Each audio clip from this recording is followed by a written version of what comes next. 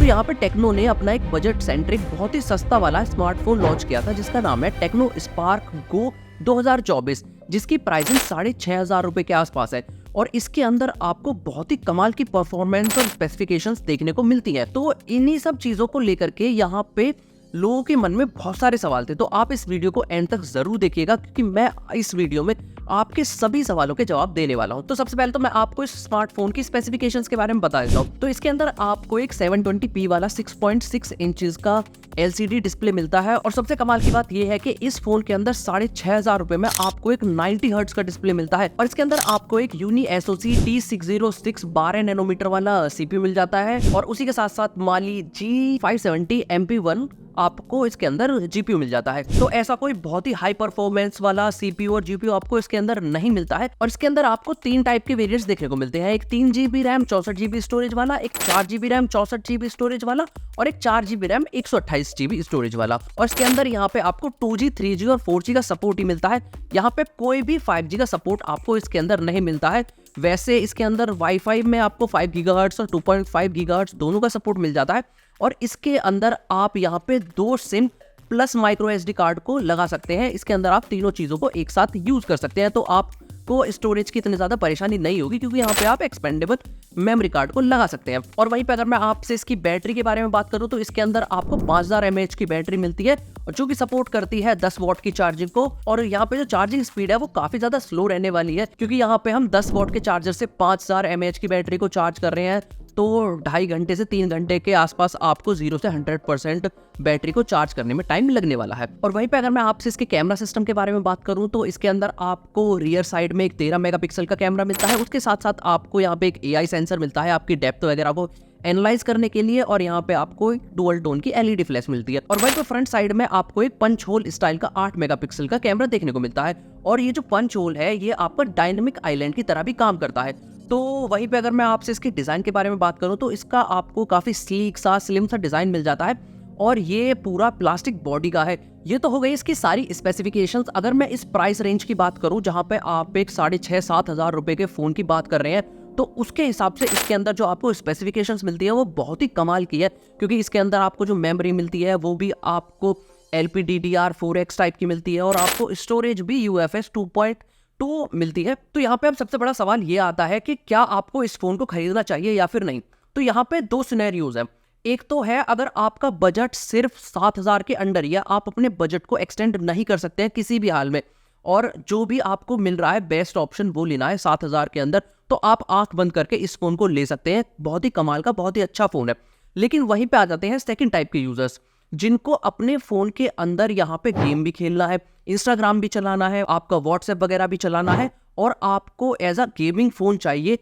और आप इस फोन को कंसीडर कर रहे हैं, तो वहां पे होती है प्रॉब्लम शुरू। तो मैं अभी गेमिंग वाली बात को थोड़ा साइड में रख देता हूं, पहले आपको एक जनरल पर्पस के हिसाब से बता देता हूं कि अगर आपको अपने पेरेंट्स के लिए कोई फोन खरीदना है जहां पे सिर्फ वो व्हाट्सएप चलाते हैं और कॉल वगैरह की फंक्शन यूज करते हैं और कभी कभी फोटोज को क्लिक कर लेते हैं, क्योंकि यहाँ पे जो आपको कैमरा सेंसर्स मिलते हैं वो भी काफी डिसेंट है, काफी अच्छे कैमराज हैं और आपको इसके अंदर AI का सपोर्ट भी मिल जाता है जैसे कि आपके AI वॉलपेपर्स है और इसके अंदर जो आपको एंड्रॉइड मिलता है वो एंड्रॉइड 13 Go मिलता है आउट ऑफ द बॉक्स। तो Go के ऊपर इन्होंने अपना HiOS की स्किल लगाई हुई है, तो आपकी जो यूजेबिलिटी है, आपका जो यूजर एक्सपीरियंस रहने वाला है इस फोन को लेकर के वो काफी डिसेंट रहेगा अगर आप normal daily day to day task के लिए इस फोन को यूज कर रहे हैं, जैसे व्हाट्सएप हो गया, मैसेजिंग हो गया, आपका कॉलिंग हो गया या फिर आपका वीडियोज वगैरह यूट्यूब पे देखना हो गया। ये सब के लिए ये एक बहुत ही अच्छा और बहुत ही बढ़िया फोन है अगर आप एक टाइट बजट के अंदर है जहां पे आपको 7-8-9 हज़ार रुपए तक का भी कोई फोन ढूंढ रहे हैं, तो ये उन सारे पर्पस के लिए बहुत ही कमाल का फोन है। लेकिन वहीं पे अब बात आती है गेमिंग के लिए, क्योंकि यहाँ पे बहुत सारे लोगों का कंसर्न ये है कि क्या ये फोन गेमिंग के लिए है, क्योंकि इनिशियली जब आप इस फोन को यूज करेंगे, इसके अंदर आप गेम्स को इंस्टॉल करेंगे तो आपके गेम्स काफी अच्छे चलेंगे। चाहे आप BGMI की बात कर लें, कॉल ऑफ ड्यूटी की बात कर लें, तो जो आपके गेम्स है वो मीडियम टू लो सेटिंग्स पे काफी अच्छे चलेंगे। आपका 90 हर्ट्ज की इसके अंदर डिस्प्ले है तो आपको जो रेस्पॉन्स टाइप है वो काफी अच्छा मिलने वाला है। लेकिन वहीं पे बात आती है जैसे जैसे ये फोन पुराना होता जाएगा और गेम्स के अंदर अपडेट्स आती जाएंगी, जैसे जैसे गेम्स की रिक्वायरमेंट्स इंक्रीज होती चली जाएंगी। तो मैं आपको एक चीज समझा देता हूँ कि जैसे जैसे गेम डेवलप होता है उसके अंदर नई अपडेट्स आती हैं तो उसका साइज बढ़ता है थोड़ा सा और उसके अंदर जो रिक्वायरमेंट्स है, जैसे आपकी मेमोरी रिक्वायरमेंट्स है और आपकी जो स्टोरेज रिक्वायरमेंट्स हैं, वो भी बढ़ती रहती हैं। तो लॉन्ग टर्म में ये फ़ोन आपका उन सारे रिक्वायरमेंट्स को फुलफिल नहीं कर पाएगा और ये आपको एक लॉन्ग टर्म गेमिंग फ़ोन की तरह यूज़ नहीं कर पाएंगे। आपको 1-2 महीने गेम खेलना है तो ये चल जाएगा। लाइट गेम खेलना है, आपने 15-20 मिनट, आधा घंटा गेम खेल लिया, उसके लिए ये फ़ोन ठीक है। लेकिन वहीं पे अगर आप एक गेमिंग के लिए ही फ़ोन ढूंढ रहे हैं कि मेरे को बस गेम ही खेलना है और दिन भर कुछ नहीं करना है, गेम ही खेलने जाना है, तो उसके लिए ये फ़ोन नहीं है। और मैं आपको एक चीज़ और बता देता हूँ कि जैसे जैसे आप अपने फ़ोन को यूज़ करते हैं, उसके अंदर आप ऐप्स को इंस्टॉल करते हैं, आप उसके अंदर डेटा को डालते हैं, आप की जो एप्लीकेशंस हैं, आपके जो गेम्स हैं, उनकी फाइल्स हो गई, उनकी उनकी कैश फाइल्स हो गई, उनकी टेम्परेरी फाइल्स हो गई, रजिस्ट्री फाइल्स हो गई। जैसे आपको किसी एप्लीकेशन के लिए रिसोर्सेज की रिक्वायरमेंट है, वो भी चेंज होती रहती है, तो उस हिसाब से आपके प्रोसेसर को ज़्यादा प्रोसेस करनी पड़ती है एक एप्लीकेशंस को ओपन करने के लिए, जैसे जैसे आपका फ़ोन पुराना होता जाता है। तो मैं आपको एक एग्जांपल के साथ समझाता हूँ। जैसे मान लीजिए ये कीबोर्ड की आपके पास की है, तो आपने इन सब कीज़ को निकाल लिया और एक बॉक्स के अंदर डाल दिया, और वहाँ पे मैं आपको बोलूँ कि आपको इसमें से ए ढूंढ के निकालना है, तो आपको टाइम लगेगा, मतलब आपको ज़्यादा डेटा को प्रोसेस करना पड़ेगा उस ए को ढूंढने के लिए इन सभी कीज़ में से। वहीं पे मैं आपको एक दूसरा सिनेरियो दूं जिसके अंदर मैं बॉक्स के अंदर सिर्फ 4 कीज़ को डालूं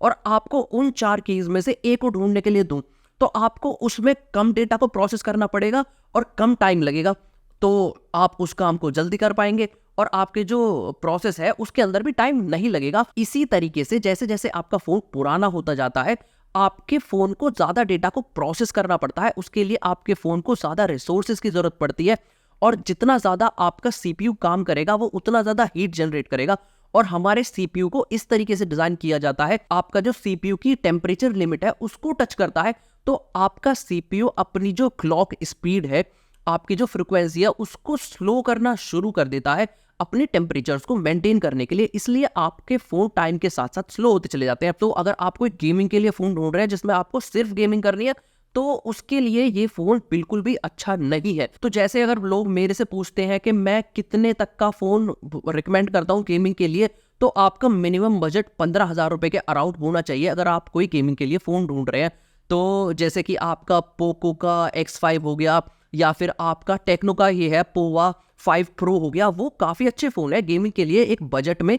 और वीवो और ओप्पो के फ़ोन मैं बिल्कुल रिकमेंड नहीं करता गेमिंग के लिए। आपका पोको सीरीज़ काफ़ी अच्छी है बजट के अंदर, और अगर आप थोड़ा सा और ऊपर जाते हैं तो आपके वन प्लस के फ़ोन अच्छे हैं, मोटो के फ़ोन अच्छे हैं, क्योंकि यहाँ पे लो बजट के अंदर गेमिंग करना इतना ज़्यादा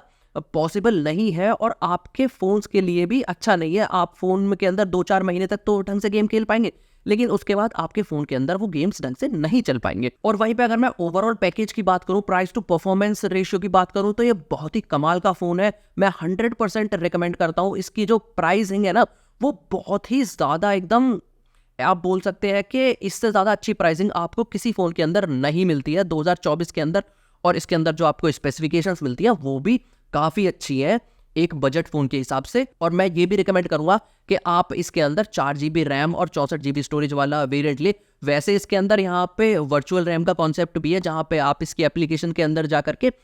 3 GB वाले को 6 GB में कन्वर्ट कर सकते हैं और 4 GB वाले को 8 GB में कन्वर्ट कर सकते हैं। लेकिन वो यहाँ पे आपकी जो इंटरनल स्टोरेज है उसी को यूज़ करता है एज अ रैम। उसका मुझे कुछ ऐसा पर्सनली फ़ायदा नज़र नहीं आता है। ये खाली एक मार्केटिंग गिमिक है, बाकी इससे कुछ आपके फ़ोन की परफॉर्मेंस में कोई बहुत ज़्यादा ड्रास्टिक चेंज नहीं आ जाएगा। और अगर आपका कोई भी क्वेश्चन या सजेशन हो तो आप वो नीचे कमेंट सेक्शन में कमेंट करके ज़रूर बताइएगा। और अगर आप मेरे चैनल पर पहली बार आए तो आप मेरे चैनल को सब्सक्राइब भी कर लीजिए, क्योंकि मैं आपके लिए रोज़ाना ऐसी वीडियोज़ लाता रहता हूँ। मैं आपसे फिर मिलता हूँ अगली वीडियो में, तब तक के लिए जय हिंद, वंदे मातरम।